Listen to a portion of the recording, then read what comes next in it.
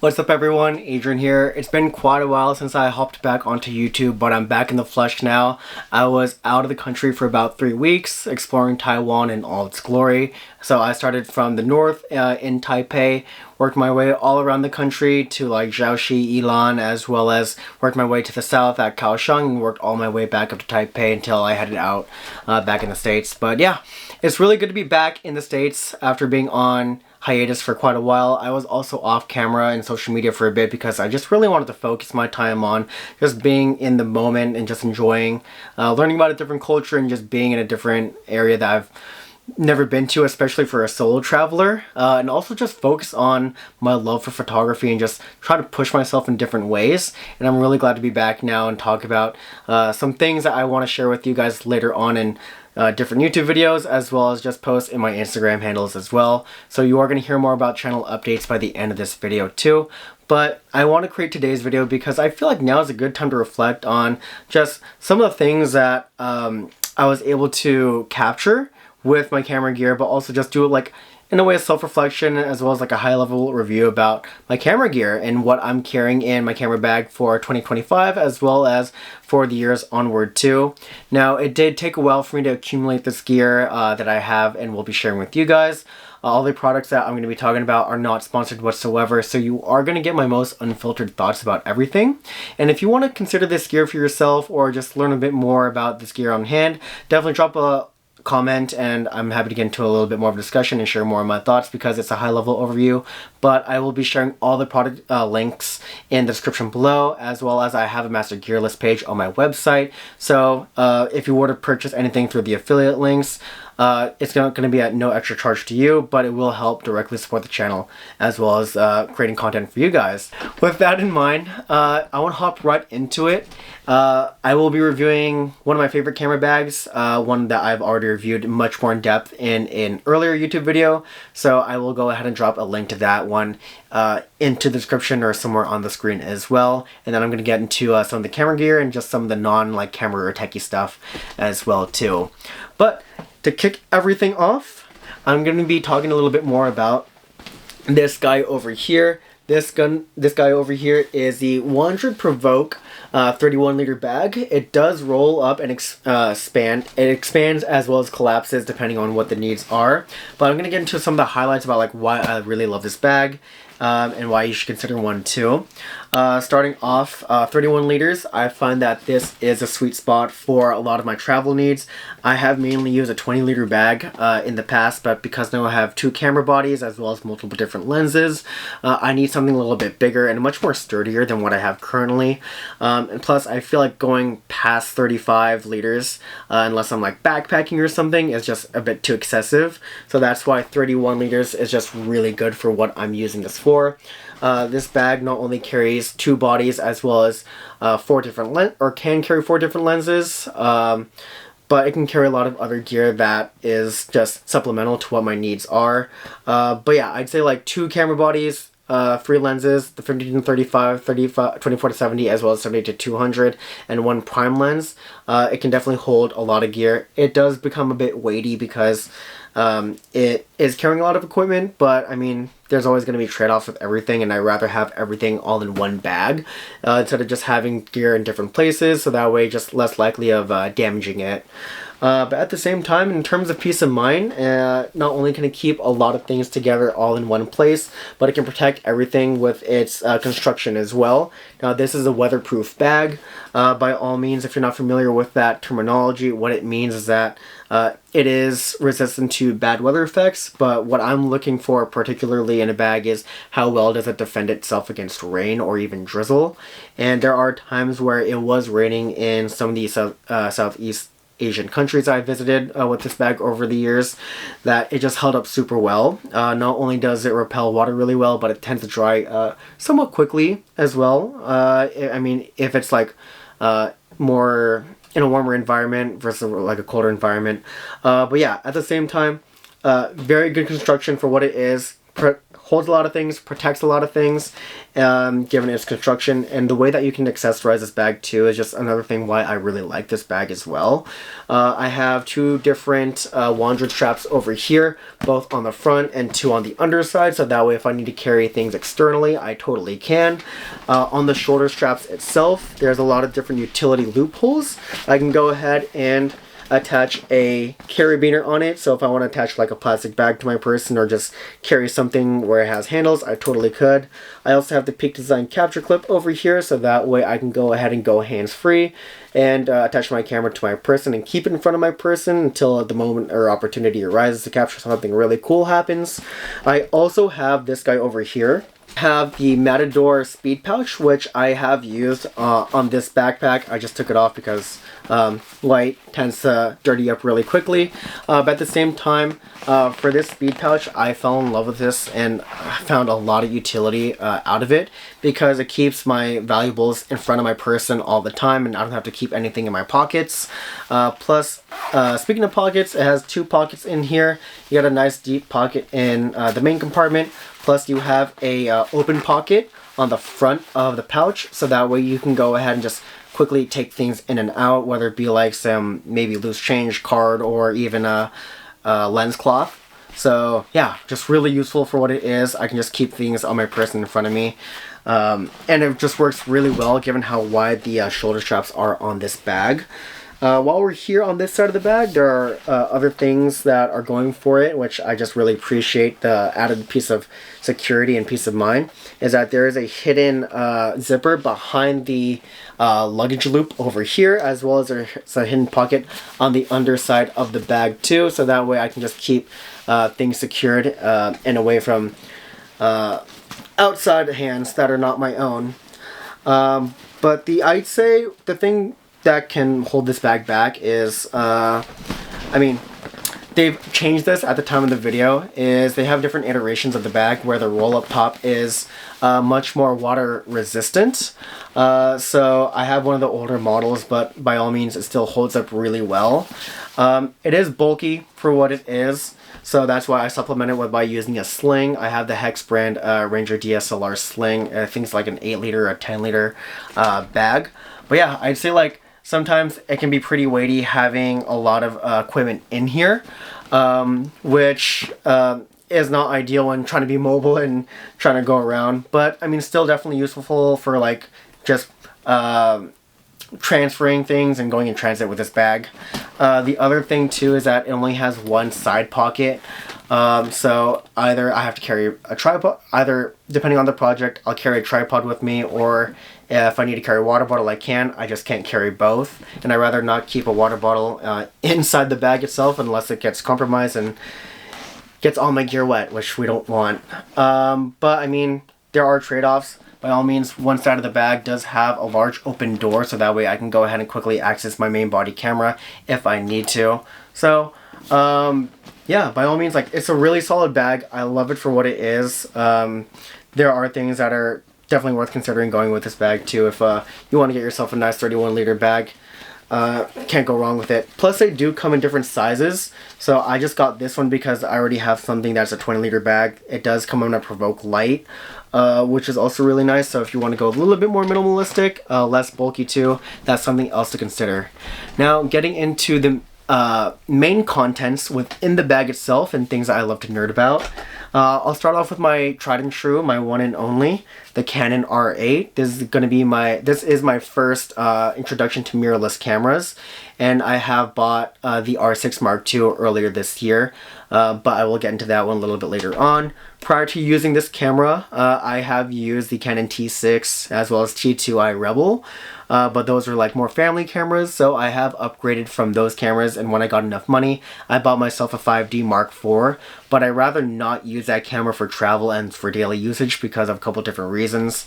For one, it's very bulky for what it is, and a lot of the lens options that I'm using now just work really much better for my needs and workflow, that being the RF mounted lenses. I do have a couple lenses for my 5D Mark IV, particularly the 50mm, 35 and 85. I used to have other zoom lenses by Sigma, but I've let go of those lenses because I don't want to double up on lenses. Plus, I've just reinvested that money into buying these lenses for my mirrorless cameras. But yeah, with the Canon R8, I'm using this strictly for photos. Reason being is because I have the R6 Mark II for video. Plus, this R8 does not have, or the R8 series in general, does not have IBIS in it. So it can mean some really shaky footage, especially if I'm holding the camera and by the lens line talking to the camera like this. Whereas I can afford to do that more and with more stability on the R6 Mark II. So IBIS it doesn't have. Additionally, it doesn't have a physical shutter, so it is susceptible to get dust as well as other debris into the sensor itself. So I have to be very mindful when switching out different lenses. It does have a smaller battery too than the R6 Mark II, which I mean I have multiple batteries, but at the same time, like I can expect it to die out much sooner if I'm going to be using it for whether it be video or for photos. But other than that, like.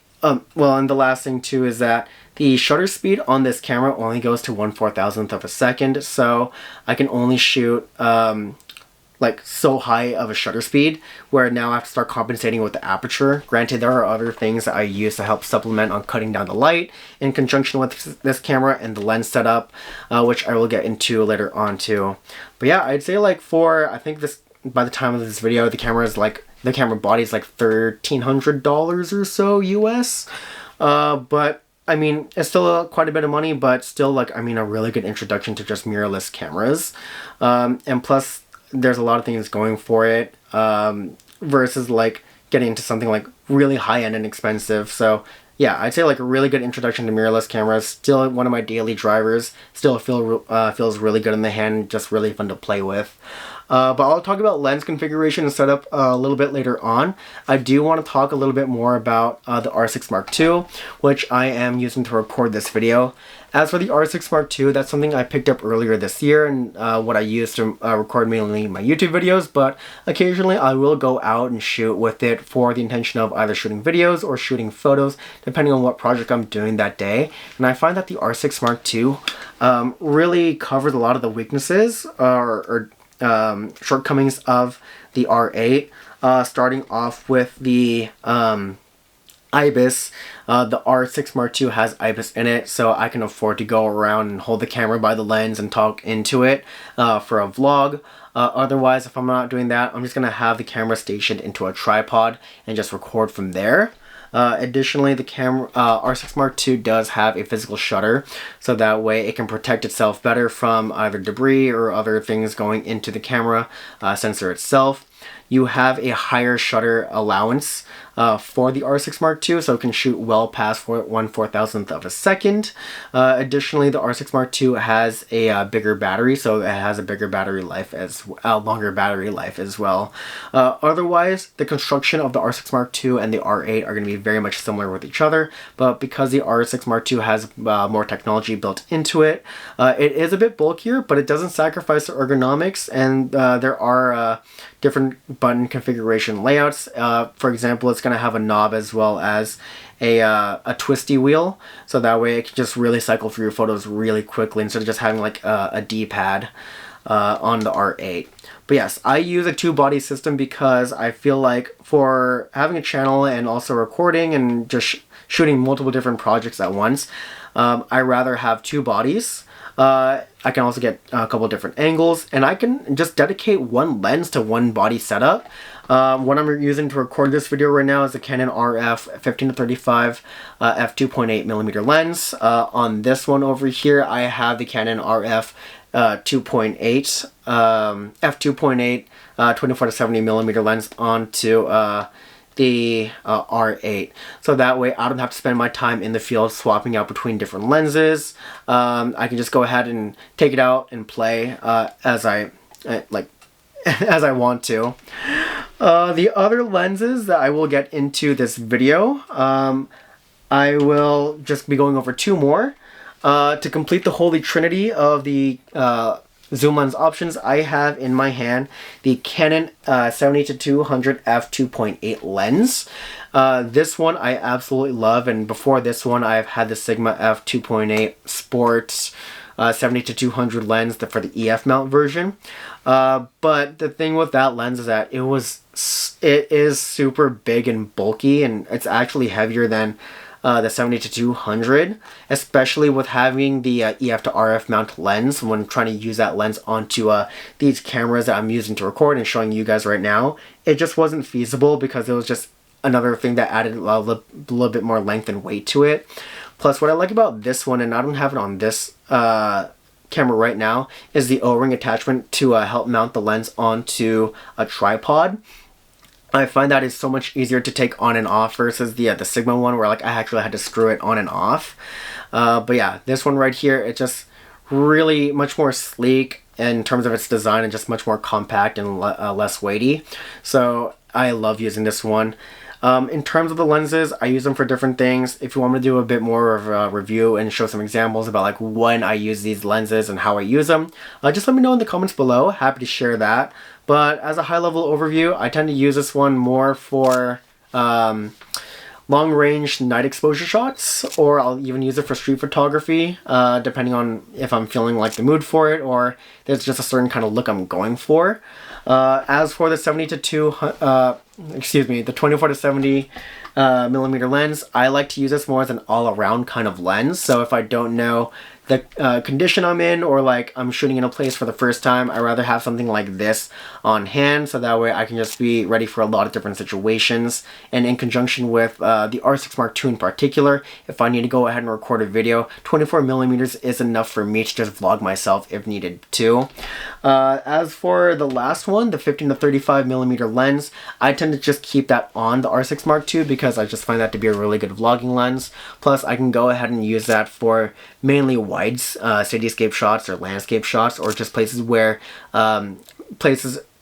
like say corners are too tight, or just I'm in a place where ceiling's low and I just need something really wide, and 24 millimeters is just not enough for me to capture the whole scene. So having something below that and having the allowance of going to 15 millimeters is really nice to have too. Granted, things are going to be a little bit distorted, but in the case of like, yeah, doing cityscape shots or like landscape shots or even architecture shots where I'm inside a building and capturing some really cool designs, having that wider field of view, super nice to have. The last lens that I will be reviewing in this kind of like general highlight reel is going to be the Canon EF f1.8 50mm lens here, and I have the RF EF mount adapter on it because I use this mainly in conjunction with my R8, and I absolutely love this lens for a lot of different reasons, and I'll show a couple examples right now.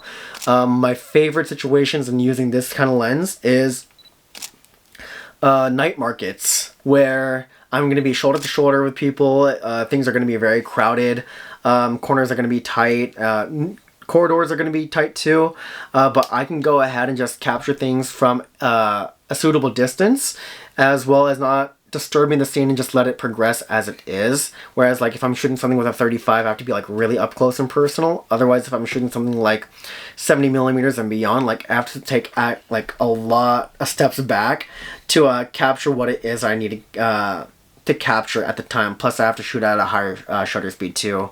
But with this guy over here, the 50mm, I just find that it's the appropriate lens, actually the best lens for those kind of like run and gun street photography situations where I just go out, shoot, get the shot that I need, and head out to the next destination. Plus, because of how small and compact it is, definitely not as long as a 50, or not as big as a 15-35. Or the 24-70 or the 70-200, I can go ahead and just swing this thing around and not have it worry about banging into things. Very low-key and discreet, and very inexpensive compared to all the three other lenses that I talked about earlier.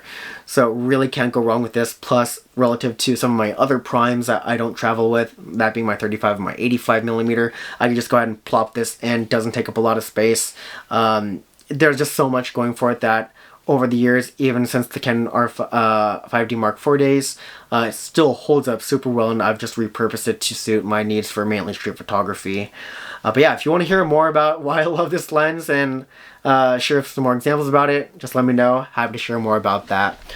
Now, in terms of my other camera equipment, outside of those lenses as well as the bodies, there's a couple things that I use accessory-wise, starting off with the Peter McKinnon variable ND filters. I have the 2-to-5 stop as well as the 6-to-9 stop. I tend to use the 2-to-5 stop a lot more in my workflow relative to the 6-to-9. I have this and bring it with me just in case sunlight's super harsh. I'd rather be in a situation where I have it and not need it than not have it. But I find for most general purpose things, especially with my Canon R8 and how I can only shoot up to a shutter speed of 1/4000th of a second, I like having this a lot because it can go ahead and cut down the amount of light, and I don't have to shoot at a very high aperture. Additionally, like, I can just keep all the components together too. So here is the lens cap, as well as the variable ND filter itself, as well as the housing unit for the variable ND filter. But yes, I find that I can just keep everything all in one place, and it just feels super nice in hand and very durable for what it is, and great construction overall. Plus, I don't get a lot of that vignetting effect, even when I'm shooting either photos or videos when using these different lenses, or lens filters. Plus, I find that they kind of recover the color if I'm shooting in a very harsh light situation. It's not as washed out, so which is also really nice too. The other pieces of camera equipment that I carry is going to include these two over here. I have both the Peak Design handcuff leash as well as the body strap over here. I use them in different situations, starting off with this guy over here. If I'm going to be in a situation where, like, I am wearing a backpack or have a sling on hand, I like to have the camera cuff on my person, so that way it not only functions as a bracelet, but when I need to deploy it and go ahead and start having fun with my camera, I totally can just clip this on and plug and play. I will say the downside of it is that, I mean, once I have the camera in hand and it's engaged, I basically only have one free hand for everything else. So I'd rather not have my camera dangle from my wrist from this thing. It is very durable and very well constructed for what it is, but at the same time, it's like I can only do one thing at a time with the camera in hand. But very low-key and discreet, and much more easier to store and just configure in different bag situations, especially considering how I have the Peak Design anchors on all my different bags. I can go ahead and just slide this on in there. It's all good to go, and I can have something that can secure my camera when I'm going out and shooting. Otherwise, I have the full-on body strap over here, so I can use these for either both my cameras or anything else that the anchors are attached to. I find that this is really good, not only placing it around my neck, but also just having it as a crossbody sling is really nice. In terms of like downsides, there's really not much to it other than like I'd rather just not use this compared when wearing a sling or using a backpack, because it can just feel really weird having this around my body, especially if I'm having it across my body instead of my neck. But at the same time, having this piece of security, both of which provide me a lot of peace of mind whenever I'm out in the field, and I can just keep my camera on my person as secure as can be, and I can go hands-free with this once I have it engaged in a sling position. So yes, Peak Design stuff, very good stuff for what it is. Speaking of Peak Design, the other things that I have repurposed over the years is these little cloth bags over here. Not necessarily cloth bags. These are some of the bags that I have collected from having multiple capture clips. So having something where I can just go ahead and store, say, my batteries for my R6 Mark II as well as my Canon R8 are really nice to have, and I can just go ahead and keep them distinguished, but also keep them protected from like dirt, debris, dust, or whatever it may be. So that's really nice. While I'm on this topic too of just repurposing some things, I also have these little bags from the sunglass brand called Goodr, and I have Goodr shades too, because I find that having something where it's relatively inexpensive and also having polarized lenses for those harsh days, and just something really stylish too, is really nice to have on hand. And the case, or quote unquote the case that it comes in, I can just repurpose these for if I'm not using it for batteries or any other loose articles. I like to use these for coins, especially when traveling around Southeast Asia, because there are definitely countries I've visited where cash is still very much king. And using coins on hand is just something of a bothersome to me, and I rather just have something where I can just keep everything all together in one place. So yeah, repurposing these bags for coins, really nice. And if not for coins or loose change or articles, I can just go ahead and keep these shades in here as well. I think like Goodr, you really can't go wrong with the brand itself. These lenses are like about, I think at the time I bought them, like 25 bucks or so. So polarized lenses for $25, really can't go wrong. Plus they're really low key and discreet and cool. So win-win situation. Getting back on track with camera equipment, there are a couple other things I want to share too. In terms of audio, at least when I'm in the studio, I use a Rode mic. But if I'm going to be out there in the field or traveling for a while, I rather just use something like this. This right here is a DJI Mic Mini 2. So this right over here, there's a charging unit. I have the 2 mic option because if I need to record audio from different sources, I totally can. Plus it's just much more easy to travel with and much more like low key and like functional on the go compared to using something like the Rode mic that I'm using to record the audio right now too.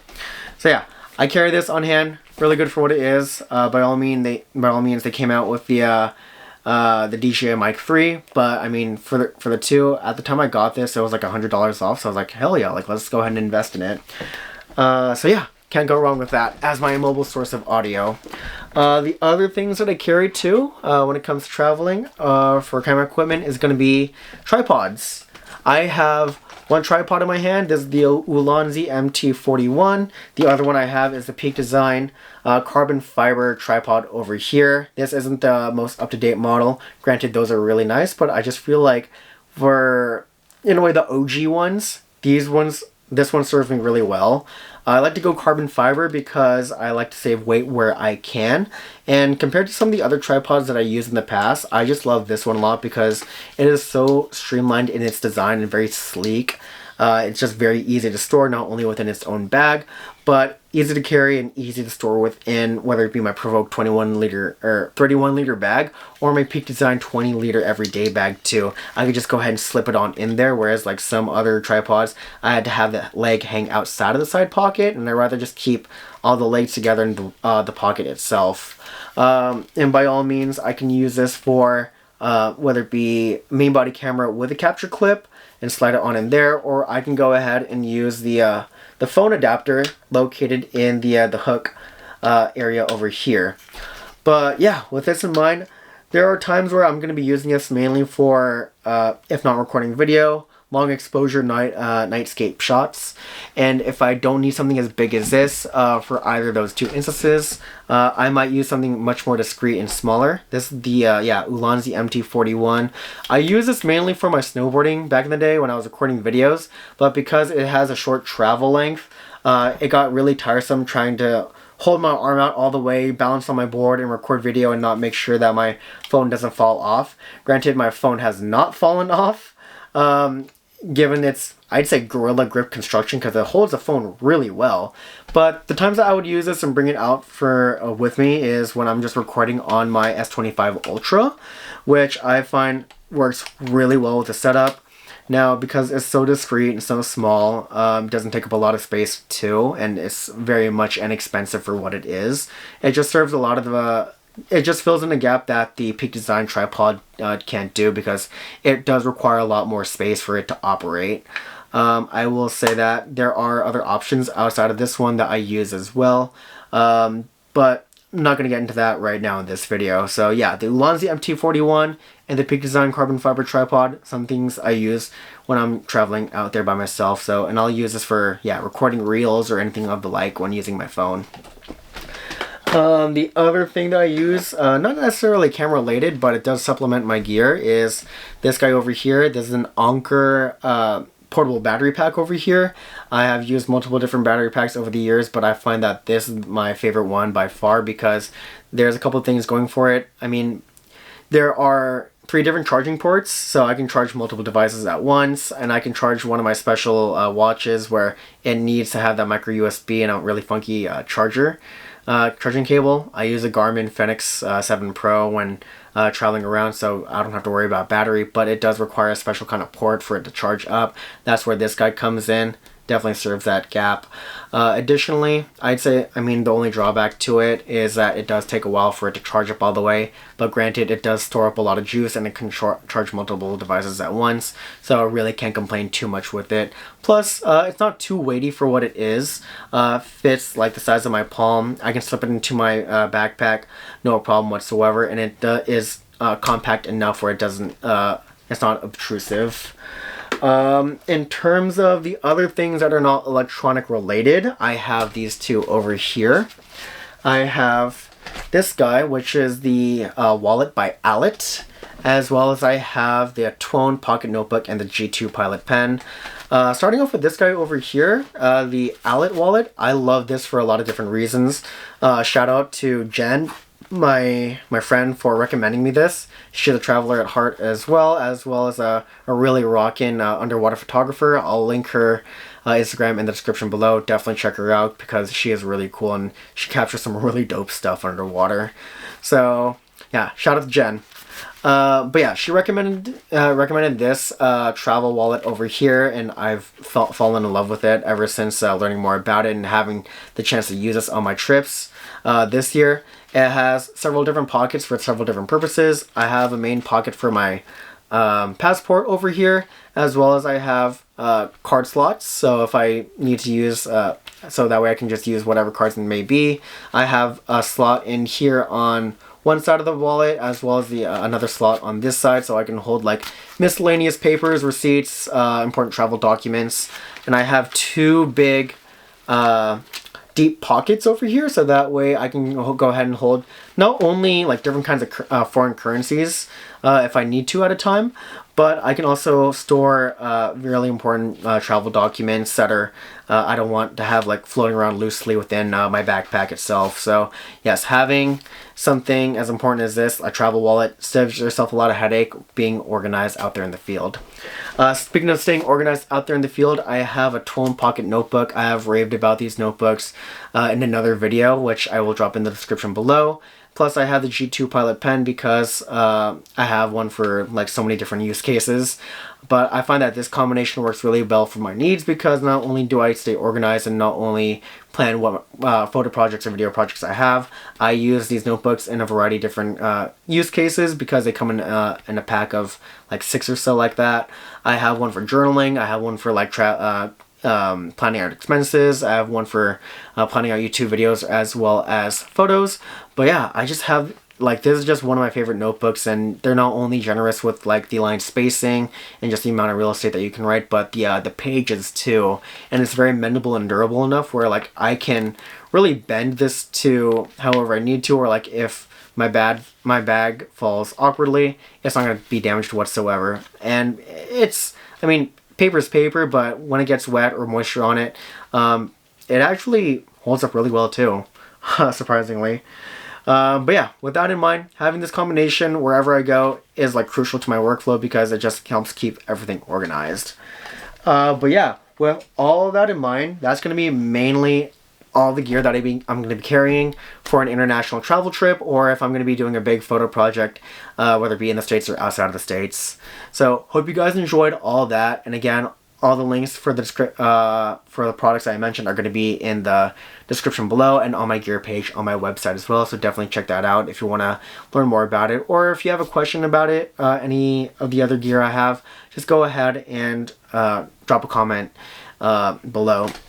If you also want to hear some of the gear that I have not used in quite a while, that in a way I don't really regret, but at the same time I just don't use often, I can talk about that. So just let me know if you want to hear more about that too. But speaking of channel updates, we have definitely talked a lot, and we are going to be talking about more things later on in the weeks to come.